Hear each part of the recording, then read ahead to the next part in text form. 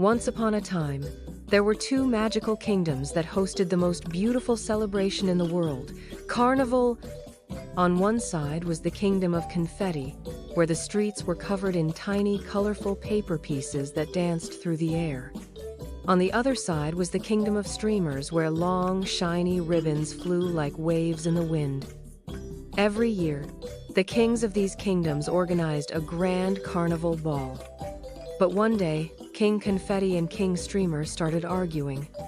"Carnival is only beautiful because of the confetti," said King Confetti. "Not at all. The magic comes from the streamers," replied King Streamer. The argument grew so big that the two kings made a sad decision. Carnival was canceled. In both kingdoms, everything changed. The confetti lay scattered on the ground, with no one to throw it in the air. The streamers got stuck in the trees, with no children to spin them around. But three little revelers, Lily, Peter, and Mia, couldn't let this happen.